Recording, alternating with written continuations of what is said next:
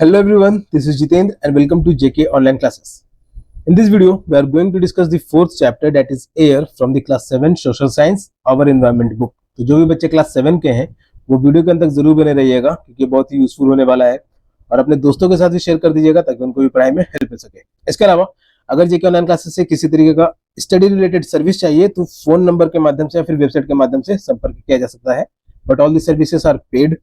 जेके online classes YouTube पे भी है, फेसबुक पे भी है, इंस्टाग्राम प्रोफाइल भी है, व्हाट्सएप चैनल भी है एंड क्वारा पे भी है। सभी जगह से लाइक फॉलो सब्सक्राइब जरूर करें ताकि लेटेस्ट अपडेट्स अपडेटेड रहे, या फिर तुम मुझे ट्विटर पे फॉलो कर सकते हो।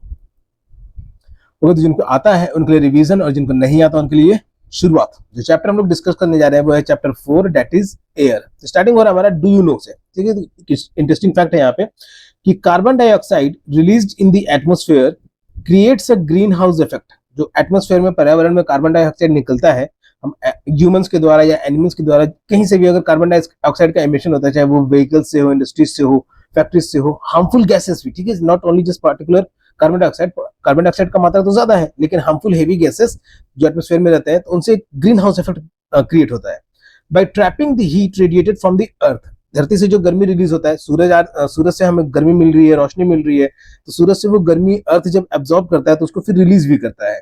तो वो हीट जो है कार्बन डाइऑक्साइड का मात्रा ज्यादा होने की वजह से वो ट्रैप हो जाता है, तो जिसको हम लोग कहते हैं green house effect. It is therefore called a greenhouse gas and without it the earth would have been too cold to live in.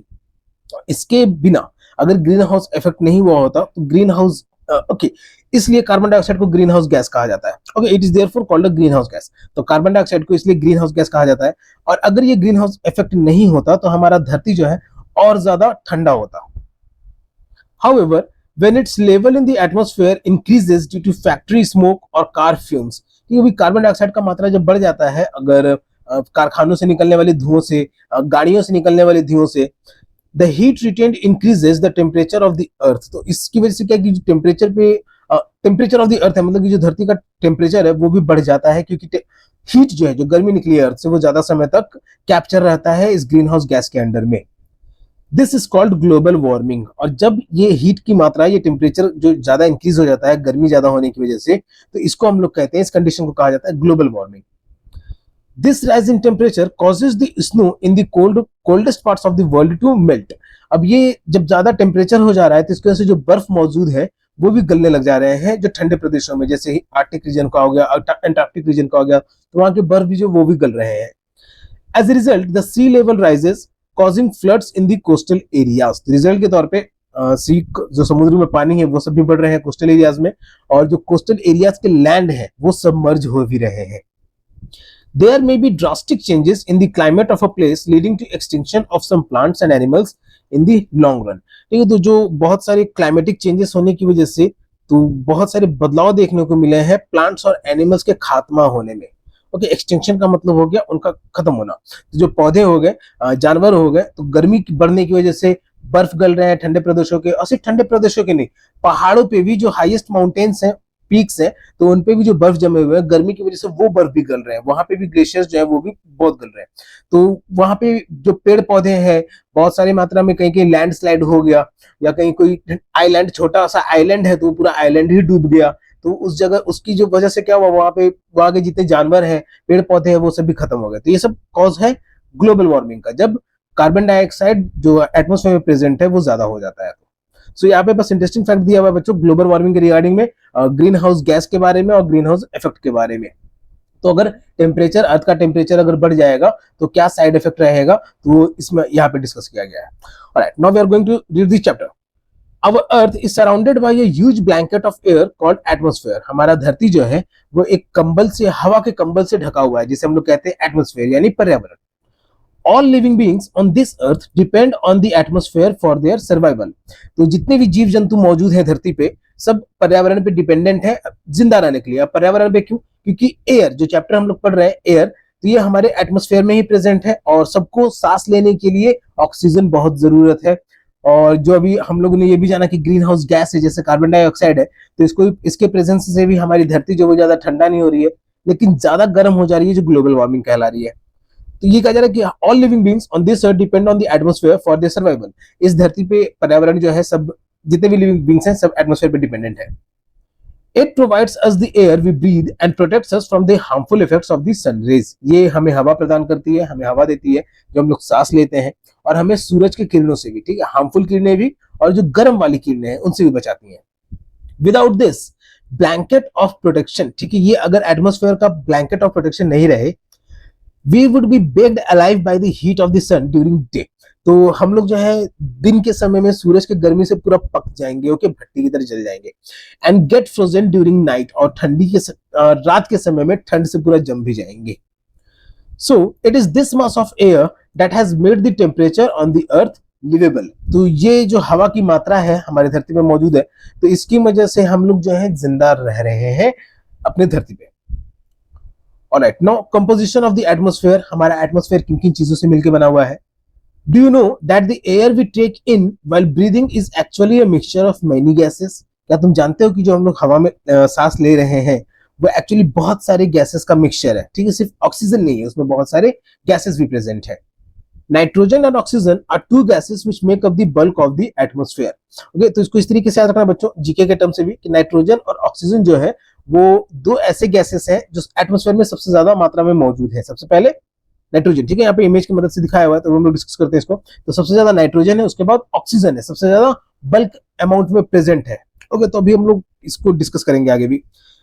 After that carbon dioxide, helium, ozone, argon and hydrogen are found in lesser quantities. इसके बाद जो helium हो गया, ozone हो गया, argon हो गया, मतलब जो अदर गैसेस है जिनका मिक्सचर हमारा एयर है जो हम लोग ब्रीदिंग कर रहे हैं, तो वो सब बहुत कम मात्रा में है। इवन दी कार्बन डाइऑक्साइड, अगर ठीक है ये भी ध्यान दोगे तो even the carbon dioxide.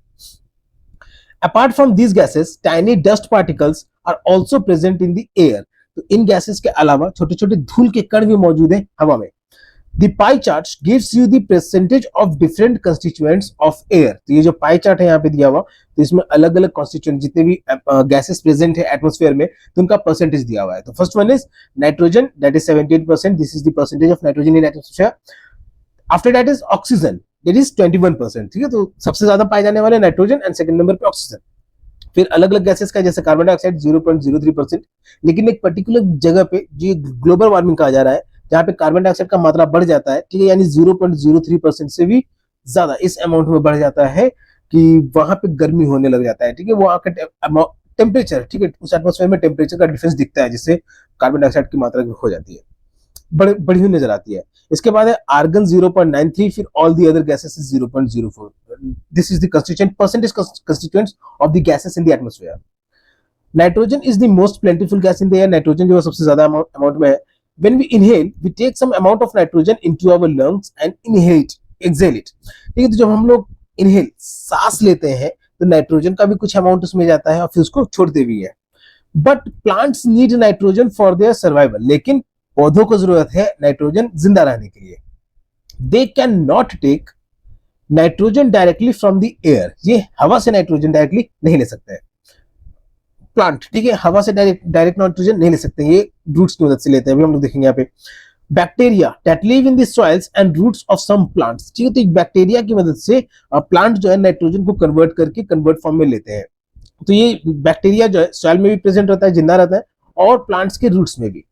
Take nitrogen from the air and change its form so that plants can use it. तो ये हवा से, ये जो बैक्टीरिया है ये हवा से नाइट्रोजन को लेते हैं और इसके कन्वर्ट करके, ठीक है, ये चेंज इट्स फॉर्म यानी उसको कन्वर्ट करके प्लांट्स को दे देते हैं ताकि वो उसको इस्तेमाल कर सके। Oxygen is the second most प्लेंटिफुल gas in the air. अभी हम लोगों ने जाना नाइट्रोजन के बारे में। सेकंड नंबर पे आता है ऑक्सीजन, जो कि सबसे ज्यादा पाया जाने वाला गैस है हवा में। Humans and animals take oxygen from the air as they breathe. ठीक है, तो ये जो ह्यूमंस यानी हम इंसान और जानवर ये ऑक्सीजन तो लेते हैं जो सांस ले रहे हैं। Green plants provide oxygen during photosynthesis. और हरे पौधे जो हैं वो हमें ऑक्सीजन निकाल के देते हैं फोटोसिंथेसिस के बाद, ठीक है, ड्यूरिंग फोटोसिंथेसिस यानी जब वो अपना फूड प्रिपेयर कर रहे होते हैं। In this way oxygen content in the air remains constant. और हमसे वो कार्बन डाइऑक्साइड ले रहे हैं और एटमॉस्फेयर में वो ऑक्सीजन रिलीज कर रहे हैं, तो इस बेसिस पे जो एयर में ऑक्सीजन का अमाउंट है वो कांस्टेंट बना रहता है। If we cut trees then this balance gets disturbed. अगर हम लोग पेड़ को काटना शुरू कर दें, जैसे आप लोग बहुत सारी जगह पे देख ही रहे हैं कि पेड़ को भी काटा जाता है, तो उस जगह पे ग्लोबल वार्मिंग का चांसेस होने का ज्यादा है। वहां पे लोग हमेशा यही डिस्कस करते हुए मिलेंगे कि आज गर्मी ज्यादा लग रहा है, गर्मी ज्यादा लग रहा है। ये नहीं देख रहे हैं कि उन गर्मी का कारण वही खुद है।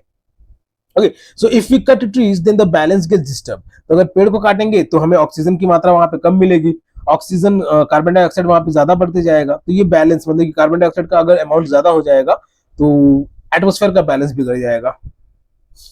Carbon dioxide is the another important gas, दूसरा इंपॉर्टेंट गैस है carbon dioxide. Green plants use carbon dioxide to make their food and release oxygen. हरे पौधे जो होते हैं, ठीक है, green plants, by the method of photosynthesis. तो ग्रीन प्लांट्स जो है वो कार्बन डाइऑक्साइड को अपना फूड प्रिपेयर करने के लिए यूज करते हैं और ऑक्सीजन रिलीज करते हैं। ह्यूमंस और एनिमल्स रिलीज कार्बन डाइऑक्साइड, इंसान और जानवर जो है वो कार्बन डाइऑक्साइड को छोड़ते हैं। The amount of carbon dioxide released by humans और animals seems to be equal to the amount used by the plants which make a perfect balance.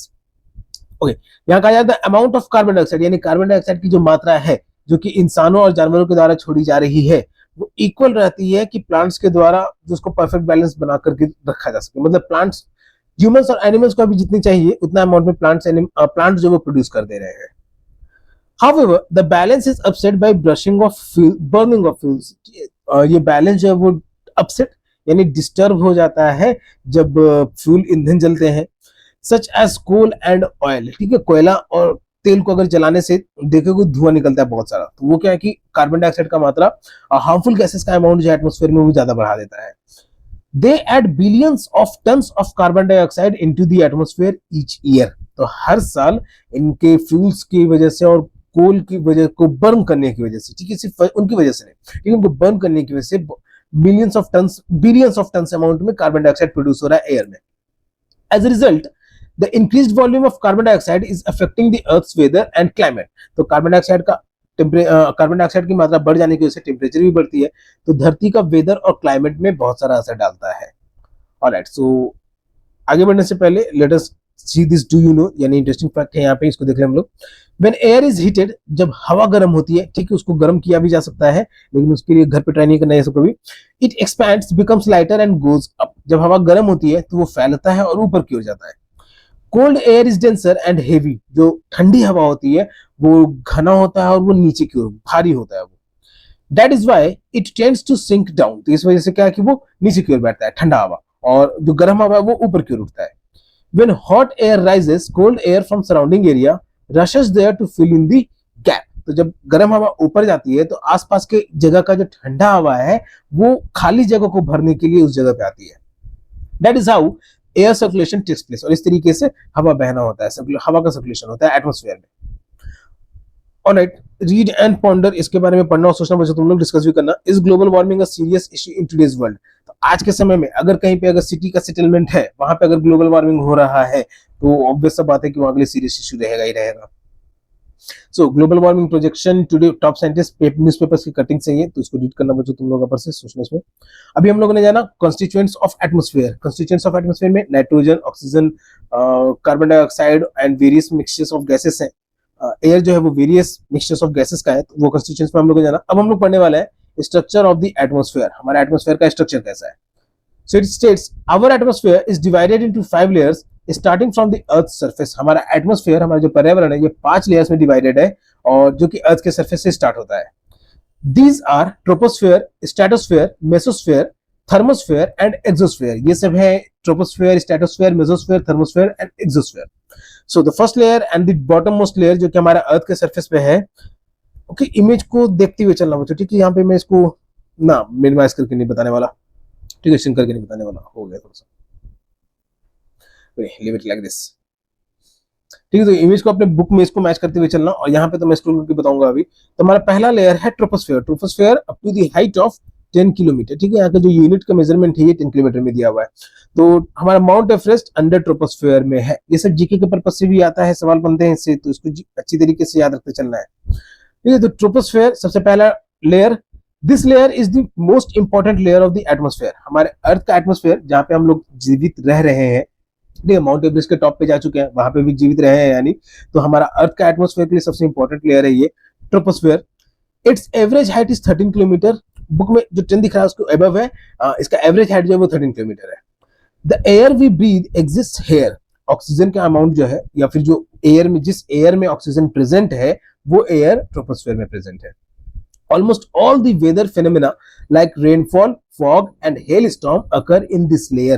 मौसम के जितने भी अलग अलग प्रकरण हैं, ठीक है, जैसे बारिश हो गया, धुंधलापन हो गया, जैसे ठंडी के मौसम में कुहासा छा जाता है, हेल स्टॉर्म, बर्फ का गिरना, पत्थर का गिरना, तो इस तरीके की चीजें जो मौसम में अलग अलग चीजें होती हैं, ये सब की सब चीजें ट्रोपोस्फेयर में होती है। Our next layer is stratosphere. Above the troposphere lies the stratosphere. अब troposphere up to the height of 13 kilometre, उसके ऊपर हमारा सेकेंड लेयर है stratosphere. It extends up to a height of 50 kilometre, तो इसकी जो हाइट है up to 50 kilometre from the surface of the अर्थ। इसको ये ध्यान रखना बच्चों कि जो भी हाइट दिया जा रहा है यहाँ पे from the surface of the earth. Troposphere up to 13 kilometre, next is stratosphere up to 50 kilometre और 50 kilometre. This layer is almost free from clouds and associated weather phenomena. इस लेयर में ना बादल है और ना किसी तरीके का मौसम का हलचल है। Making conditions most ideal for flying aeroplanes, तो किसी तरीके का कोई भी डिस्टर्बेंस नहीं है, ठीक है, बादल भी नहीं प्रेजेंट है और मौसम कभी कभी बिजली कड़क जाए तो एरोप्लेन्स को भी दिक्कत होगा। इस लेयर में यानी स्ट्रेटोस्फेयर लेयर में प्लेन्स उड़ाने के लिए बहुत ही अच्छा है।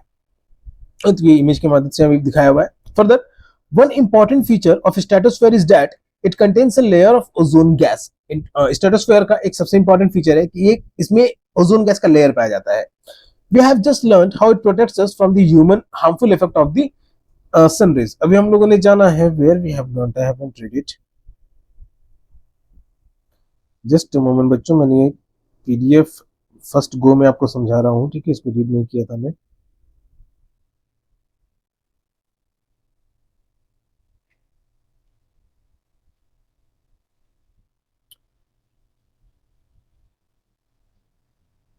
ओके, आई थिंक पिछले क्लास के लिए भी डिस्कस किया जा रहा होगा, मैंने तो अभी नहीं बताया था, ठीक है। तो लेकिन ओजोन लेयर जो है वो हमें सन के हार्मफुल रेज से भी प्रोटेक्ट करता है। It is the second layer of our earth. First one was troposphere up to the height of 13 kilometre from the surface of the earth.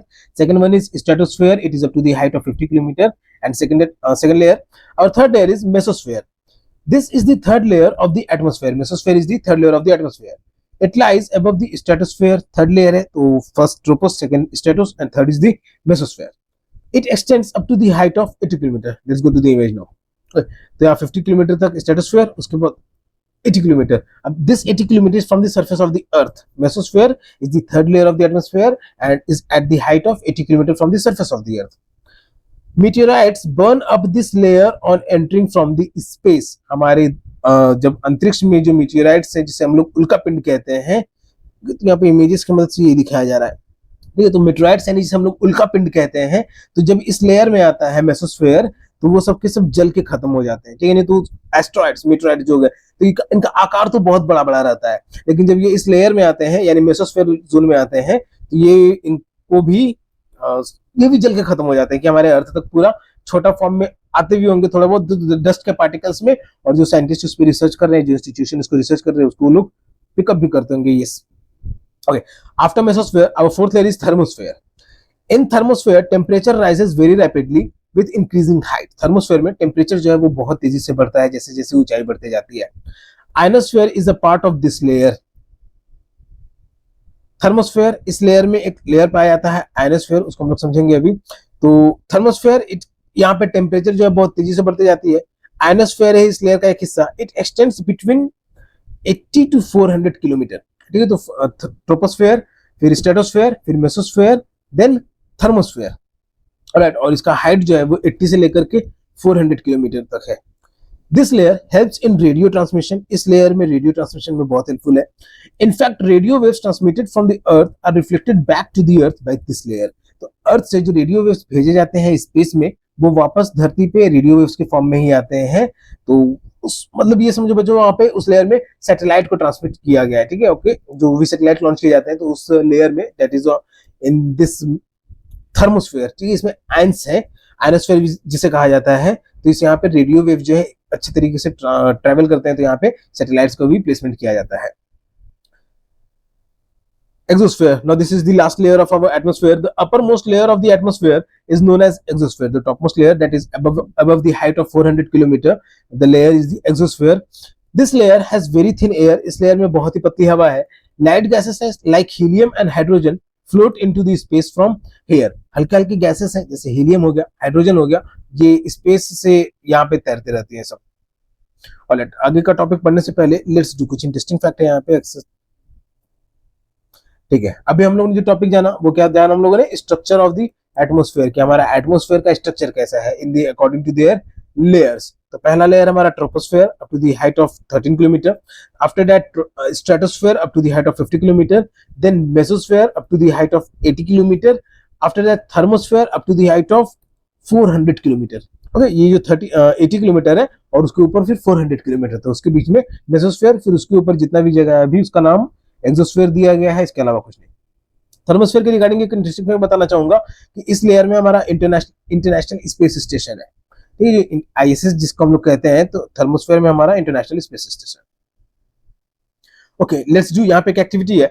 For 10 days, note down weather report for a local newspaper from a local newspaper and observe the changes occurring in the weather। 10 दिन तक local newspaper में जो भी climate में, weather में जो भी changes आ रहे हैं तो उसको रिकॉर्ड करो, नोट डाउन करो। तो एक एक्टिविटी है। अब next term is weather and climate. Weather का मतलब हो गया मौसम, और क्लाइमेट का मतलब कि वो मौसम जो लंबे समय तक के लिए अफेक्टेड एरिया में रहता है। इसको रीड करने से पहले यहाँ पे एक इंटरेस्टिंग फैक्ट है, डू यू नो, इसको देख लेते हैं हम लोग। You will be surprised to know that the Earth receives only one in 100 million billion, once in 2 billion parts of the sun's energy। अगर तो सन का जितना भी एनर्जी है और वो उस एनर्जी का भी 2 बिलियन पार्ट में से सिर्फ 1 पार्ट मिलता है अर्थ को। तो जिसको समझ में आया है वेरी गुड, नहीं समझ में आया है तो वेबसाइट पे जा करके किसी भी पोस्ट पे कमेंट में जरूर मैसेज करो, रिप्लाई करो। इस तरीके के सवालों का सर्विस जो है वो फ्री है, वो कोई पेड नहीं है। ओके, जो हम लोग टॉपिक अब पढ़ने जा रहे हैं वो है weather and climate. Is it going to rain today? क्या आज बारिश होने वाली है? Will it be bright sunny today? Bright and sunny today, क्या आज ज्यादा रोशनी रहेगी और ज्यादा धूप रहेगी? How many times have you heard this from anxious cricket fans speculating the fate of one day match? ये तो कितनी बार हम लोगों ने क्रिकेट मैच, बच्चों क्रिकेट मैच को देखते होगे, तो क्रिकेट मैच में इंटरेस्टेड होगे, तो कितनी बार तुम लोगों ने ये सुना होगा कि आज का मौसम कैसा होने वाला है। तो उसको वो लोग बोल रहे हैं कि क्या ये बारिश होने की संभावना है, क्या आज का मौसम बहुत सुहावना, रोशनी से भरा, धूप वाला होने वाला है। तो इस तरीके से कमेंट्री में होता है। If you imagine our body to be a radio and the mind its speaker, अगर हम लोग अपने बॉडी को रेडियो समझे और माइंड को उसका स्पीकर समझे, weather is something that fiddles with its control knobs. तो मौसम भी जो है वो भी कुछ इसी तरीके का है जो कंट्रोल नॉब्स की तरह काम करेगा। Weather is this hour to hour, कैसे काम करेगा, एक मिनट जैसा। If you imagine our body to be radio, अगर हम लोग अपने शरीर को रेडियो समझे, and the mind its speaker, अगर माइंड को स्पीकर समझे, weather is something that fiddles with its control knobs. Weather is this hour to hour. Okay, इसको ऐसा समझना बच्चों कि जैसे हमारे माइंड में बहुत सारे आइडियाज आते रहते हैं, बहुत सारे बात आते रहते हैं, उथल पुथल मचलते रहता है। ठीक है, जैसे सुबह गर्मी में समय में भी मई जून की जो गर्मी होती है, अपने इंडिया देश कंट्री के रिगार्डिंग में बात कर रहा हूँ कि मई जून की जो गर्मी होती है, तो सुबह में 4, साढ़े 4, 5 बजे का मौसम देखा करना, वो कितना ठंडा रहता है। तो ये इस तरीके से, और जैसे जैसे दिन बढ़ते जाता है गर्मी बढ़ती जाती है, फिर जैसे शाम होते जाता है फिर ठंडी और अच्छी से होने लग जाती है। तो उस तरीके से ही वेदर जो है वो भी आवर टू आवर। ठीक है, something that fiddles with control knobs. अब वेदर जो है कहीं ना कहीं से उसको कंट्रोल नॉब से कंट्रोल किया जा रहा है सन की वजह से। Sun is this main source of energy. तो weather is this hour to hour day to day condition of the atmosphere. मौसम घंटे दर घंटे और दिन पर दिन का जो कंडीशन है हमारे एटमोस्फेयर का, तो उसको हम लोग कहते हैं वेदर। अ हॉट और ह्यूमिड वेदर में मेक वन इरिटेबल। अगर ज्यादा गर्मी है या नमी है टेम्परेचर वेदर में, यानी आसपास के एटमोस्फेयर में, तो वो किसी को भी इरिटेबल, चिड़चिड़ा बना सकता है। अ प्लीजेंट ब्रीजी वेदर में make one cheerful and even plan for an outing. और वहीं अगर मौसम ज्यादा सुहावना है तो वो किसी को खुशनुमा बना सकता है और बाहर घूमने के लिए भी प्लान बनवा सकता है उसको, इस मदद बढ़िया मौसम होने की वजह से। Weather can change dramatically from day to day. मौसम जो है वो ड्रामेटिकली चेंज करता है दिन पर दिन। However, the average weather condition of a place for a longer period of time represents the climate of a place। वहीं जब लंबे समय तक के लिए किसी जगह का वेदर, जैसे ठंडी का क्लाइमेट के, ठंडी का टाइम के समय में, उस समय में वेदर क्या डेली ठंडा ही रहता है, तो वो उतने लंबे ड्यूरेशन के लिए जो हुआ तो उसको हम लोग कहते हैं climate. The average weather condition of a place for a longer period of time, अगर ज्यादा समय तक के लिए कोई वेदर कंडीशन है of the time represents the climate of the place, तो उस प्लेस का वो क्लाइमेट कहलाता है। Now do you understand why we have daily weather forecast, तो अब तुम लोग समझे कि अगर, और तभी समझ पाओगे बच्चों ये वाला लाइन, अगर तुम लोग वेदर फोरकास्ट भी देखते होगे। ठीक है, वेदर फोरकास्ट मतलब कि आज का मौसम का टेम्परेचर कैसा रहने वाला है, जिसकी वजह से हम लोग को ये पता चलता है कि कहीं पे तूफान आने वाला है कि नहीं आने वाला। तो इस तरीके से अगर वेदर फोरकास्ट भी देखते होगे, पूरा न्यूज रिपोर्टिंग भी नहीं जरूरी है, लेकिन बस वेदर फोरकास्ट भी देखते होगे, तो ये आसानी से समझ जाओगे कि क्लाइमेट और वेदर में और क्या डिफरेंस है। ऑलराइट, तो इसके रिगार्डिंग, वेदर एंड क्लाइमेट के रिगार्डिंग में हम लोग जो भी वेदर या क्लाइमेट में चेंजेस होते हैं, तो सबसे बेसिक अमाउंट यूनिट जो है वो मेजर करते हुए टेम्परेचर के रिगार्डिंग। अभी बहुत सारे फैक्टर्स हैं, तो हम लोग पहले भी यहाँ पे टेम्परेचर को जानेंगे। उसको देखने से पहले यहाँ वेदर इंस्ट्रूमेंट्स हैं, वेदर इंस्ट्रूमेंट्स को डिस्कस कर लेते हैं। पहला थर्मोमीटर मेजर्स द टेम्परेचर, तो थर्मोमीटर की मदद से हम लोग टेम्परेचर को मेजर करते हैं। Barometer measures atmospheric pressure, barometer जो है एटमॉस्फेयर का जो प्रेशर है उसको मेजर करता है। Rain gauge measures the amount of rainfall, ये बरसात के अमाउंट को चेक करता है rain gauge. Wind vane shows the direction of the wind, ठीक है, तो ये अगर तुम लोगों ने नहीं देखा है तो देखे तो होगे बच्चों, ठीक है, याद करो, बचपन के किसी ना किसी बुक में भी देखे होगे। ठीक है, मुर्गा बना हुआ है, नॉर्थ साउथ ईस्ट वेस्ट का डायरेक्शन दिया हुआ है, तो इसको हम लोग, इससे हमें हवा का डायरेक्शन का पता चलता है कि किस तरफ से किस तरफ की हवा चल रही है। So these are the few weather instruments. Now, the first unit which are going to read is temperature. The temperature you feel every day is the temperature of the atmosphere. जो भी टेम्परेचर फील किया जाता है daily basis पे, उसको हम लोग, वो जो एटमॉस्फेयर का है, तो उसको हम लोग कहते हैं temperature. That is all temperature. क्या लिखना चाह रहा है यहाँ पे? द डिग्री ऑफ हॉटनेस और coldness of the air is known as its temperature. तो हवा का जो गर्म है और ठंडा, उसकी मात्रा जो है उसको कहा जा रहा है temperature. The temperature of the atmosphere changes not only between day and night but also from season to season। तो एटमॉस्फेयर का जो टेम्परेचर है वो सिर्फ दिन और रात में नहीं बदलता है, वो बल्कि सीजन के सीजन में बदलता है। Summers are hotter than winters, गर्मियों में गर्मी ज्यादा लगता है इन कंपैरिजन टू विंटर्स। ठीक है, विंटर में भी दोपहर का समय में बाहर निकलोगे अगर, तो कभी कभार अगर बढ़िया से खेल कूद भी कर रहे हो तब तो ज्यादा गर्मी लगने लग जाता है ना। और गर्मी के समय में क्या होता है कि अगर खेल कूद भी नहीं कर रहे हो तो उस अमाउंट का गर्मी लगने भी लग जाता है। तो ये this is the count of difference and it is due to the difference in temperature. An important factor that influences the distribution of temperature is insolation. एक सबसे इंपॉर्टेंट फैक्टर है जो टेम्परेचर का डिस्ट्रीब्यूशन को इफेक्ट करता है, वो है इंसुलेशन। तो इंसुलेशन को हम लोग यहाँ पे देखेंगे। Insolation is the incoming solar energy intercepted by the earth. ठीक है, इंसुलेशन जो सन से जो एनर्जी आ रही है, हीट एनर्जी और लाइट एनर्जी तो एब्जॉर्ब करके दूर से दिखेगा चमकते हुए, लेकिन हीट एनर्जी जो आ रही है सन से, अर्थ का एटमॉस्फेयर जो उसको कैप्चर किए हुए, तो इसको कहा जाता है insulation.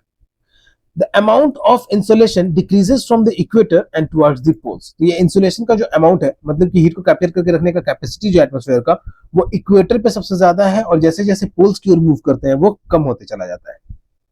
Therefore, the temperature decreases in the same manner। इसीलिए टेम्परेचर जो है सेम मैनर में डिक्रीज होते चला जाता है पोल्स पे। Now, do you understand why poles are covered with the snow? तो इसलिए आप पता चल रहा है कि वहां पे स्नो से क्यों ढका हुआ है, क्योंकि वहां पे हीट जो है वो ज्यादा अमाउंट में प्रेजेंट नहीं है।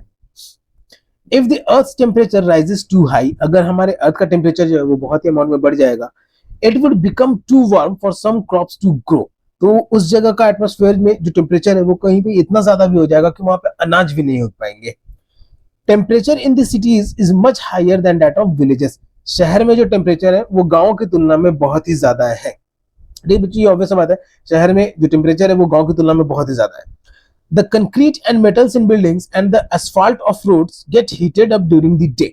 तो बिल्डिंग्स में जो कंक्रीट है, ब्रिक्स है, फिर रड्स है, सरिया जिसको कहते हो, छड़ जिसको कहते हो, तो वैसे सारी चीजें जो हीट को लंबे समय तक एब्जॉर्ब करके रख सके, कैप्चर करके रख सके।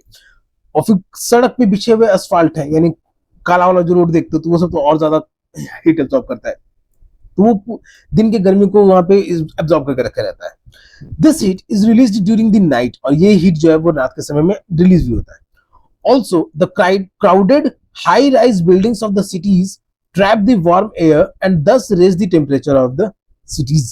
और तो जो बिल्डिंग्स है, जो शहर में बड़े बड़े इमारतें हैं, तो वो गर्म हवा को भी बंद करके रखे रहता है। ठीक है, गर्म हवा के बारे में हमने जाना, जैसे कि वो हल्का होता है तो ऊपर की ओर मूव करता है, लेकिन ऊपर की ओर मूव करने के बाद एक्सपैंड करने का उसको मौका नहीं मिल रहा है, क्योंकि टॉल बिल्डिंग्स उसको एक्सपैंड करने से रोक रही है, तो वो उतने एरिया को तो और गर्म किया जा रहा है। तो इस तरीके से टेम्परेचर जो है उस शहर का और बढ़ जाता है। तो अभी हम लोगों ने जाना टेम्परेचर के बारे में। It is one of the factor for the weather and climate of any particular place. Okay, now we are going to read air pressure. इसको रीड करने से पहले यहाँ पे जो do you know interesting fact इसको हम लोग रीड कर लेते हैं। First one is the standard unit of measuring temperature is degree Celsius. जो टेम्परेचर की मेजर करने का जो स्टैंडर्ड यूनिट है वो है degree Celsius. It was invented by Anders Celsius. इसकी इन्वेंशन किया गया एंडर्स सेल्सियस के द्वारा। On the Celsius scale the water freezes at 0 degree Celsius. Celsius scale पे पानी जो है वो 0 डिग्री सेल्सियस पे जमना शुरू कर जाता है। And boils at 100 degree Celsius, और 100 डिग्री सेल्सियस पे उबलना शुरू हो जाता है। तो जब भी पानी को खोलते हुए देखना, समझना कि टेम्परेचर जो है वो 100 डिग्री पहुंच चुका है। और अगर बर्फ बन गया तो मतलब कि उसको 0 डिग्री टेम्परेचर पे रखा गया है, या तो टेम्परेचर 0 डिग्री पहुंच चुका था तभी वो पानी जो है वो बर्फ बन चुका है। Another fact is here it is, do you know, on the moon there is no air and hence no air pressure. हवा पे कोई भी हवा, चांद पे हवा कह रहा हूं मैं, चांद पे कोई भी हवा नहीं है, इसलिए वहां पे कोई एटमॉस्फेरिक प्रेशर नहीं है। Astronauts have to wear special protective space suits filled with air when they go to the moon। जो अंतरिक्ष यात्री हैं, जो एस्ट्रोनॉट्स हैं, जो भी जिन लोगों ने भी अभी तक चांद पे गए हैं, ठीक है, जिसका भी अगर यहाँ पे कैसे कमेंट ऑफ रहेगा, ठीक है, तो जो अंतरिक्ष यात्री हैं तो वो जो चांद पे गए हैं या फिर स्पेस में भी जाने वाले जो एस्ट्रोनॉट हैं, तो उनको एक अलग तरीके का स्पेस सूट रहता है, जिनको उनको हवा मिलते रहे उस सूट के अंदर में। अगर वो चांद पे भी जाते हैं, मंगल पे भी जाते हैं, स्पेस में जाते हैं, तो वो उस तरीके के सूट में जाएंगे ही जाएंगे। If they did not wear these space suits, लेकिन अगर वो ये स्पेस सूट नहीं पहने, the counter pressure exerted by the body of the astronauts would make the blood vessels burst। ठीक है, तो अब यहाँ इसको कैसे बताऊं, स्पेस में जाने के बाद एयर है नहीं, तो वहां पे हमारे बॉडी के ऊपर में हवा से कोई प्रेशर बनेगा नहीं।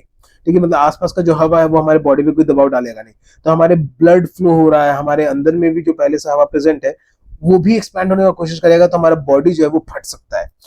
अलर्ट यही कहा जा रहा है यहाँ पे कि excited by the body of the astronauts would make the blood vessels burst. जो हमारे नसें हैं वो फट जाएंगी। द एस्ट्रोनॉट्स वुड ब्लीड, और हमारा एस्ट्रोनॉट जो भी इस तरह की कंडीशन में अगर फंस जाता है तो वो उसकी वजह से खून निकलने लग जाएगा। तो यहाँ पे इंटरेस्टिंग फैक्ट दिया था एयर प्रेशर के रिगार्डिंग में, जो कि हम लोग रीड करेंगे यहाँ पे।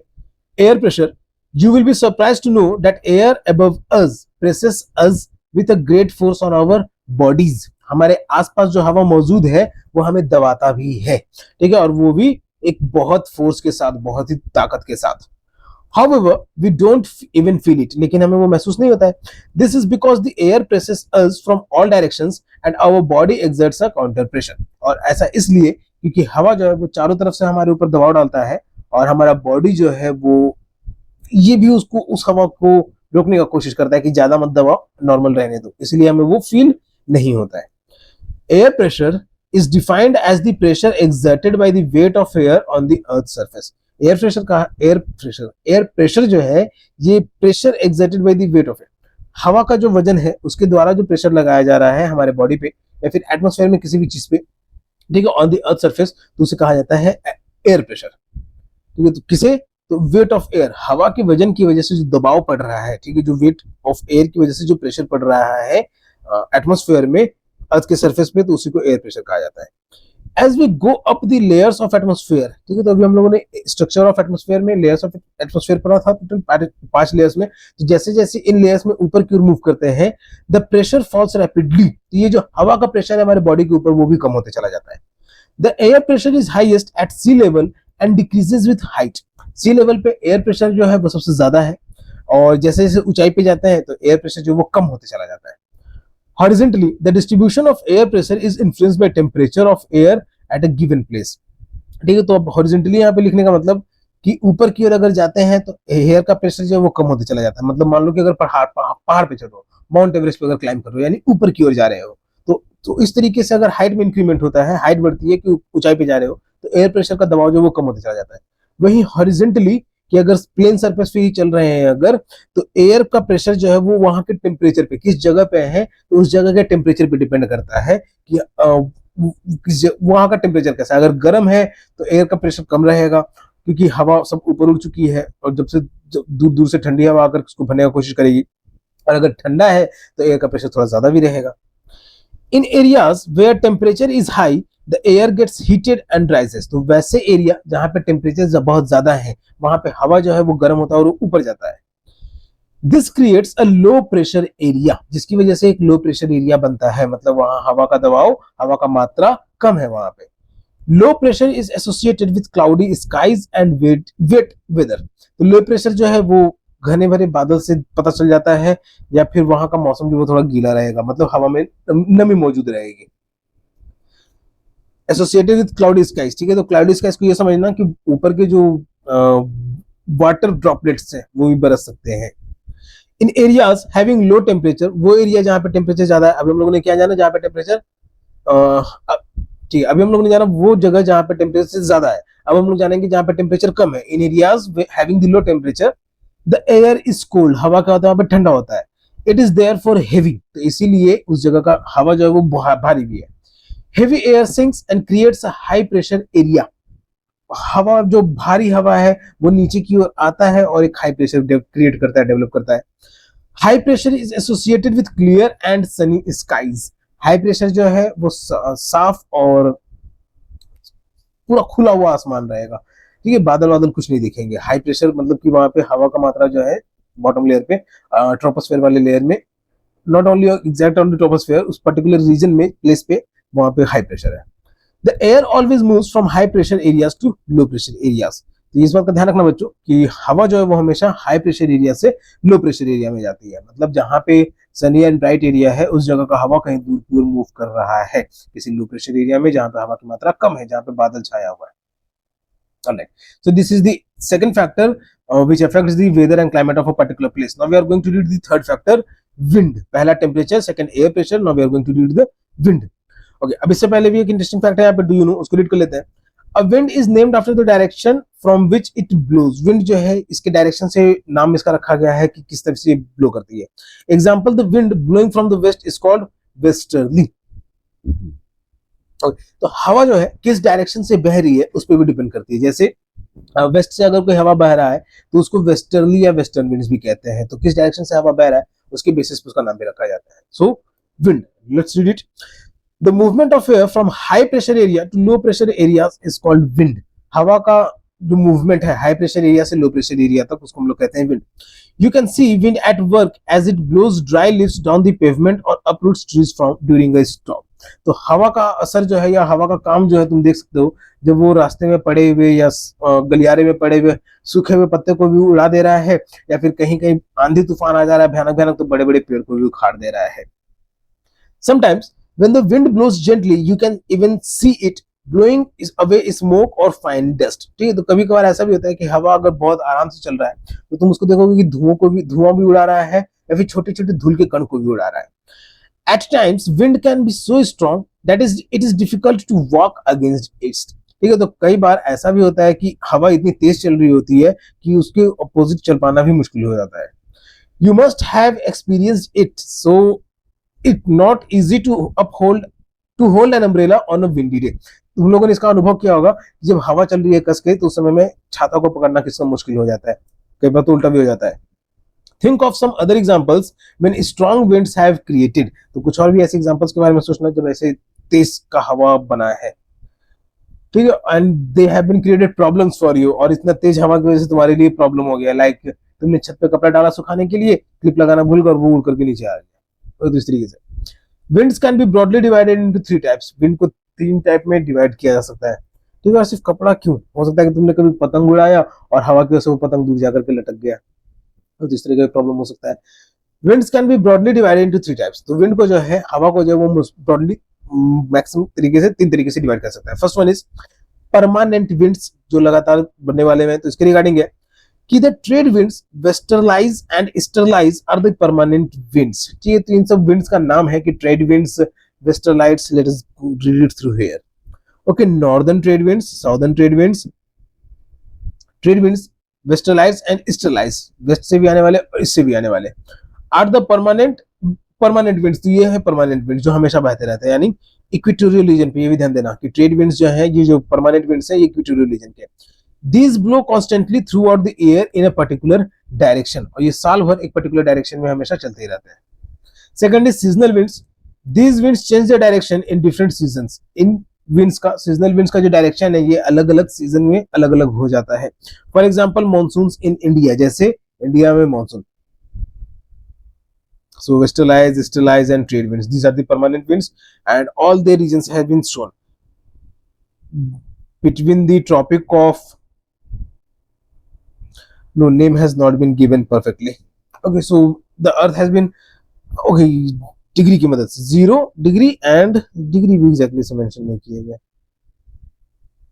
फिगर को इसको याद रखना बच्चों, ठीक है, कि यहाँ पे ट्रेड विंड्स हो गए, वेस्टरलाइट विंड्स हो गए, ईस्टरलाइट विंड्स हो गए, टॉप की ओर में भी, नॉर्दर्न रीजन में भी एंड सदर्न रीजन में भी. Next is seasonal winds. तो यहाँ पे अब सीजनल विंड्स जो है इट इज डिफरेंट सीजन्स में. सीजनल विंड्स यहाँ पे इमेज में कैसे दिखाने का कोशिश किया है,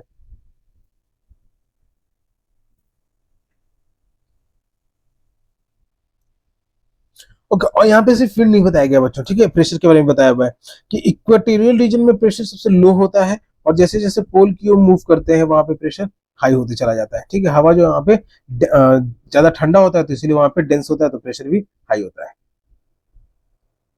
These winds change the direction in different seasons. For example, monsoons in India.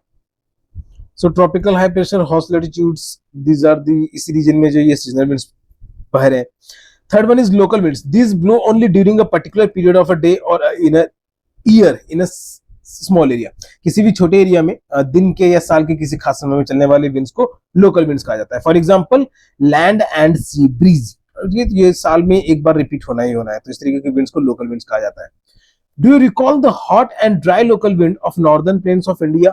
क्या तुम याद कर रहे हो जो hot और dry local winds है northern plains of India के? It is called लू, ठीक है. गर्मी के समय में जो कस के हवा चलने लग जाती है गर्म वाली, तो उसको हम लोग कहते हैं लू, ठीक है. गर्म वाली मतलब दोपहर के समय में, और ये नहीं कि ठंडा वाले कि बादल घेर लिया और हवा चल रही है, उस समय में कभी कभी लू चलता ही है. ओके, तो उस गर्म हवा से बच के रहना बच्चों. Major pressure belts and wind system, मैंने इस फिगर को हेडिंग नहीं पढ़ा था, ठीक है. तो ये है मेजर प्रेशर बेल्ट्स. तो यहाँ पे high pressure, lower pressure and high pressure. उसके बाद सब पोलर लो प्रेशर, सब tropical high pressure. High pressure मतलब वहां पे हवा का अमाउंट डेंसर है. साइक्लोन, नीचे फेरी. साइक्लोन यानी चक्रवात, ठीक है. साइक्लोन को हम लोग हिंदी में कहते हैं चक्रवात. तो पहले इस टॉपिक को ही रीड कर लेते हैं कि इस टॉपिक को खत्म कर दें. Next point is moisture. Let's read this first moisture first, ठीक है. हम लोग पहले इस मॉइस्चर को पढ़ लेते हैं. When water evaporates from land and different water bodies, ठीक है, जब पानी जो है वो इवापोरेट होती है, चाहे वो जमीन से हो या फिर अलग अलग वाटर बॉडीज से हो, इट बिकम्स वाटर वेपर. तो इवापोरेशन होने के बाद ये छोटे छोटे वाटर ड्रॉप्स में कन्वर्ट हो जाती है, जिसे हम लोग वाटर वेपर कहते हैं. Moisture in the air at any time. हवा में जो एयर में जो मॉइस्चर प्रेजेंट है वो किसी भी समय, जिस इज नोन एज ह्यूमिडिटी, तो उसको हम लोग ह्यूमिडिटी कहते हैं. When the air is full of water vapour we call it a humidity. जब हवा में ह्यूमिडिटी यानी वाटर वेपर का मात्रा बहुत ज्यादा प्रेजेंट होता है तो उसको हम लोग कहते हैं ह्यूमिडिटी यानी नमी भरा हुआ. जब देखोगे शरीर में ज्यादा पसीना भी निकल रहा है, ठीक है, चट चट चट चट करने लग जा रहा है. ओके, तो अब ये इसके रिगार्डिंग वैसे बच्चों को जिनको लगता है कि गोरा काला के बेसिस पे, तो ऐसा भी नहीं है, ठीक है. सबके लिए ह्यूमिडिटी सेम तरीके से काम करता है. As the air gets warmer, जैसे ही हवा गर्म भी होती है, its capacity to hold the water vapour increases and so it becomes more and more humid. तो हवा जैसे गर्म होती है तो उसमें ज्यादा वाटर के ड्रॉपलेट्स को वो ज्यादा होल्ड कर सकती है. तो इसीलिए एटमॉस्फेयर और वहां का जो माहौल टेम्परेचर एटमॉस्फेयर है वो ह्यूमिड हो जाता है. On a humid day, clothes take longer to dry and sweat from our bodies does not evaporate easily. Humid day में कपड़े जो है वो लंबा टाइम लेते हैं सूखने के लिए, और यहाँ तक कि हमारे पसीने जो है, शरीर के जो पसीने है वो भी जल्दी नहीं सूखते हैं, making us feel very uncomfortable, जिसकी वजह से हमें बहुत अनकंफर्टेबल फील होता है. When the water vapor rises, जब ये छोटे छोटे tiny droplets of water water vapour है जब वो ऊपर किए जाते हैं, it starts cooling, ये ठंडे होने लग जाते हैं. The water vapor condenses causing formation of droplets of water. तो वाटर वेपर जो है ये ठंडा होकर के पानी के छोटे छोटे बूंद बना करके वापस धरती पे आने लग जाते हैं. Clouds are just masses of such water droplets. बादल जो है वो ऐसे वाटर ड्रॉपलेट्स के बहुत बड़े बड़े रूप हैं, यानी जो एटमॉस्फेयर में इवापोरेट होकर के पानी जो इवापोरेट होकर के गए हैं तो उन्हीं छोटे छोटे ड्रॉपलेट्स ऑफ वाटर का फॉर्म लेकर के वो क्लाउड्स बना लेते हैं. When these droplets of water become too heavy, जब ये पानी की बूंदें जो ज्यादा भारी हो जाती हैं, to float in air, हवा में तैरने के लिए ज्यादा भारी हो जाते हैं जब ये पानी की बूंदें, then they come down as precipitation. तब ये बारिश के रूप में, precipitation यानी बारिश के रूप में ये धरती पे वापस आ जाती है. ओके, तो ये सब हम लोग अभी समझेंगे आप, ठीक है। वार्मर एयर ऊपर की ओर गया, अपने साथ ड्रॉपलेट्स को भी ले गया, और जब ड्रॉपलेट्स एक पर्टिकुलर जगह पे कलेक्ट हो गया तो वो क्लाउड का फॉर्म लिया, ठंडा हवा से प्रेसिपिटेट होकर के वो बारिश के रूप में धरती पे आ गया। ये साइक्लोनिक रेनफॉल। एक रिलीफ रेनफॉल, मॉइस्ट एयर, तो इस तरीके से समझाता हूँ, इमेज को फिर से डिस्कस करता हूँ। ये साइक्लोनिक रेनफॉल तो समझ में आ गया होगा कि वार्मर एयर को अपने साथ ड्रॉपलेट्स को लेके गया, वहां क्लाउड बनाया और कोल्डर एयर से टकराया तो फिर प्रेसिपिटेट होकर के वापस आ गया। Jet planes flying in the sky leave a white trail behind them. तो आसमान में तुम लोगों ने देखा होगा कई बार बच्चों कि हवाई जहाज जुड़ रही है तो उसके पीछे एक लंबी सी धुंध बनते चली जा रही है। तो वो क्या कि अपने पीछे वो जो धुंध बनाते जा रही है, the moisture from their engines condenses. तो उसके इंजन से जो मॉइस्चर रिलीज हो रही है, ठीक है, तो मॉइस्चर यानी जो पानी की नमी है जो, तो वो कंडेंस हो रही है, यानी वो वाटर ड्रॉपलेट्स हवा में प्रेजेंट जो नमी है तो इंजन की वजह से वो क्या हो रही है, कंडेंस हो जा रही है। We see trails of these condensed moisture of some time when there is no air movement to disturb it. तो उस जगह पे अगर प्लेन उड़ रहा है जहां पे वो हवाई जहाज का दुम दिख रहा है, तो वहां पे अगर हवा ज्यादा समय तक नहीं मौजूद है तो वो हमको लंबे समय तक दिखता है वो दुम। Precipitation that comes down to the earth in liquid form is called rain. तो वो precipitation, it is the formation of water droplets in rain is the precipitation. Okay, तो precipitation जो कि धरती पे आ जा रही है पानी के रूप में, उसको हम लोग बारिश कहते हैं, रेन कहते हैं। Most of the ground water comes from rain water. हमारी धरती पे जो अधिकतर ग्राउंड वाटर है, यानी अंदर से जो अंडरग्राउंड वाटर जो है, तो मोस्टली रेन वाटर से, बारिश की वजह से जो पानी बरसती है उसकी वजह से। Plants help preserve water. पौधों की वजह से हम लोग पानी को बचा के रख सकते हैं। When trees on hill sides are cut, जब पेड़ के हिल साइड्स, पहाड़ियों की या छोटी छोटी पहाड़ियों के आसपास की भी जो पेड़ों को काट दिया जाता है, rain water flows down the bare mountains and can cause flooding of low lying areas. तो जब बारिश होती है उस छोटी पहाड़ियों पे भी या फिर माउंटेनियस रीजन में भी, तो वो पेड़ अब जो वहां पे रह नहीं गए, जो कि पहले बारिश के पानी को ज्यादा देर तक वहां पे रोके रखते थे, अब वो सीधे बहते हुए आ रहे हैं, जिसकी वजह से बाढ़ भी आ जाता है वहां के प्लेन वाले एरिया में। On the basis of mechanism there are 3 types of rainfall. तो मैकेनिज्म के बेसिस पे 3 टाइप ऑफ रेनफॉल है, यही जो हम लोग डिस्कस करेंगे। The convectional rainfall, the orographic rainfall and the cyclonic rainfall. Okay, types of rainfall, convectional rainfall, फिर orographic rainfall, orographic rainfall and the cyclonic rainfall. अभी हम लोग उसको डिस्कस करेंगे बच्चों। ठीक है, 3 टाइप्स ऑफ रेनफॉल है based on mechanism. Rainfall is very important for the survival of plants and animals. जानवरों के लिए, इंसानों के लिए, पौधों के लिए बारिश जो है वो बहुत ही जरूरी है। It brings fresh water to the earth surface. बारिश जो है ताजा पानी लाता है धरती पे। इफ रेनफॉल इज लेस, अगर बारिश कम हो, water scarcity and drought occur.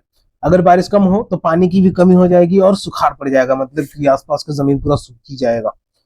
On the other hand if it is more, floods take place. और वहीं दूसरी ओर अगर ज्यादा बारिश हो जाएगी तो बाढ़ आ जाएगी। तो ये हम लोगों ने जाना सिर्फ एक छोटे से टॉपिक में, जिसको हम लोग कहते हैं मॉइस्चर यानी नमी।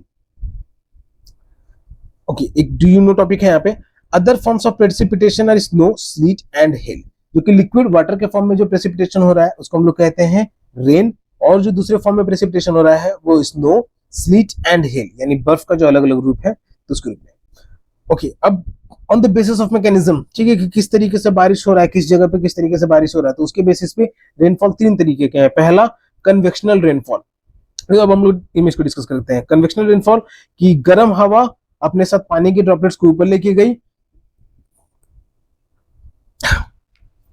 किसी एक लेयर पे जाकर के वो पानी के ड्रॉपलेट्स ठंडे हवा से टकराई तो वो क्लाउड का फॉर्मेशन ले लिया, वो क्लाउड से फिर बारिश बन करके वापस अर्थ पे आ गया। This is the convectional rainfall.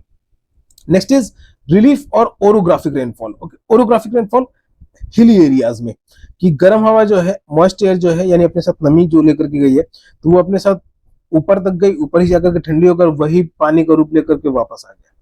Okay, अब इसके रिगार्डिंग ये भी समझना, यहाँ पे अभी उतना हवा नहीं चल रहा है, या इस तरीके से भी डायरेक्शन दिया जा सकता है कि हवा इन क्लाउड्स को दूर भी बहा करके ले जा सकता है, वो दूसरा जगह भी बरसा सकता है। ठीक है, सिर्फ उसी जगह पे भी पर्टिकुलर नहीं, स्ट्रेट अप तो जाएगा लेकिन ऊपर का हवा जो है उसको दूसरी जगह पे ले सकता है।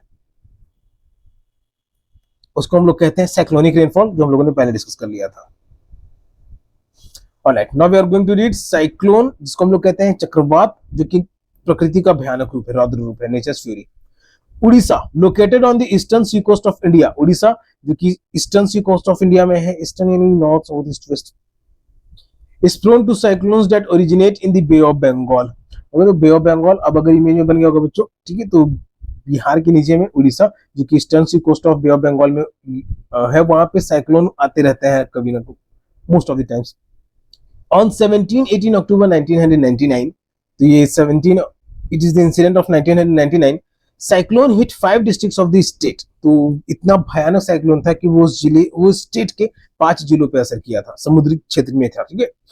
Another super cyclone occurred on the 29 October 1999। दूसरा इस तरीके का भयानक साइक्लोन हुआ था 29 अक्टूबर 1999, that devastated large portions of the state। और इसमें भी बहुत सारे एरिया को अफेक्टेड किया था उड़ीसा के इस राज्य को। The damages caused were mainly due to 3 factors। और ये जो डैमेज हुए ये मेन 3 कारण से हुए थे। फर्स्ट, विंड वेलोसिटी, हवा की स्पीड की वजह से बहुत तेज होने के कारण, रेन, बारिश भी हो रही थी, एंड टाइडल सर्ज यानी लहरें उठ रही थी समुद्र में, बड़े बड़े लहरें भी उठ रहे थे जो अपने साथ कोस्टल एरियाज के लैंड को, रेसिडेंशियल एरियाज को अपने साथ लेके चल जा रही थी वापस में। The winds of up to 260 kilometre per hour lasted for over 36 hour. तो बच्चे स्पीड देख सकते हैं यहाँ पे हवा का स्पीड की 260 किलोमीटर पर आवर, 1 घंटे में 260 किलोमीटर तक का जर्नी कर लेने वाला इस स्पीड से, इतनी तेजी से हवा बह रही थी और लगभग 36 घंटे तक ये इतना ट्रेवल किया। These high velocity winds uprooted trees and damaged the कच्चा houses। तो इतनी तेजी से चलने वाली हवा जो थी तो इसने बहुत सारे पेड़ों को उखाड़े और कच्चे घर जो थे उनको उखाड़े। Rooftops of several industrial sheds and other houses were also blown away। तो बहुत सारे घरों के भी, बहुत सारे कारखानों के छत भी जो है इनके साथ उड़ गए। Power supply and telecom lines snapped completely. बिजली व्यवस्था, दूरसंचार, ठीक है, टेलीफोन लाइन्स, वो सब के सब भी पूरे टूट गए थे, पूरे खत्म हो गए थे। Heavy rain occurred under the influence of the cyclone for 3 days। और इस साइक्लोन के असर में बारिश भी होती रही 3 दिन, ठीक है, 36 आवर्स तक इतना हवा भी चला और उसके बावजूद बारिश भी होता रहा continuously. These rains led to flooding in the major rivers of Orissa. और इसकी वजह से उड़ीसा के बहुत सारी जगहों पे बारिश की पानी की वजह से बाढ़ भी आ गया। The cyclonic winds caused tidal waves that swept 20 kilometre. तो ये जो तेज से हवा चल रही थी, जो साइक्लोन वाला, चक्रवात वाला हवा जो चल रहा था, तो जो समुद्र में लहरें उठ रही थी, तो वो लहरें जब शहर की ओर आई तो लगभग 20 किलोमीटर का एरिया, समुद्र तटीय क्षेत्र को 20 किलोमीटर के तक का एरिया को इफेक्ट किया था, उसको तबाह कर दिया था। Inland and brought massive destruction to the coastal areas. तो समुद्री तटीय एरिया को वहां पे आकर के बहुत ज्यादा तबाह किया।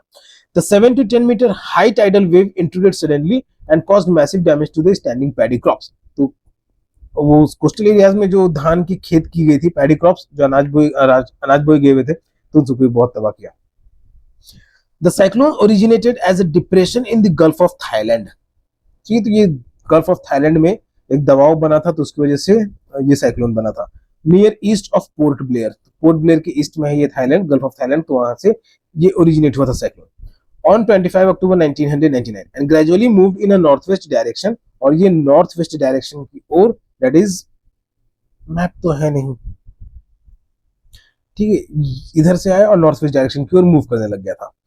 It intensified into a super cyclone and hit the area between Igasama and Balikuda in Odisha। So these are the 2 areas in Odisha जहां पे सबसे ज्यादा असर किया ये cyclone. On 29 October, okay, only at 10:30 AM। This is just a topic, ये इसको याद रखने की जरूरत नहीं बच्चों, ये बस effect, side effect of cyclone की हवा नेचर भी अगर डिस्ट्रक्शन करेगी तो किस तरीके का डिस्ट्रक्शन कर सकती है। The super cyclone swept the entire coastal area of Orissa तबाह कर दिया था। बच्चे इसको रीड करना, अपने से भी वीडियो को पॉज करके भी इसको रीड कर सकते हो, ओके, बहुत ही आसान टॉपिक है ये। अभी हम लोगों ने जाना जो अलग अलग फैक्टर्स हैं जो कि ये फैक्टर्स इफेक्ट करते हैं वेदर एंड क्लाइमेट को, ओके। टेम्परेचर हो गया, प्रेशर हो गया, फिर मॉइस्चर हो गया एंड विंड हो गया।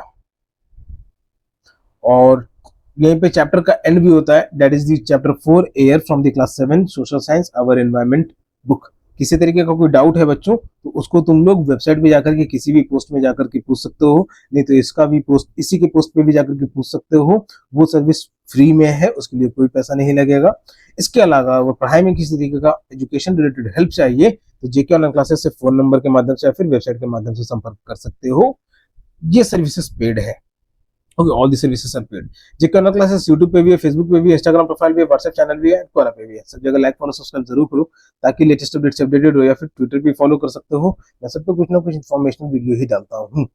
ठीक है, जरूरी है कि वीडियो कुछ ना कुछ पोस्ट भी करते रहता हूँ, तो इन्फॉर्मेशनल ही रहता है।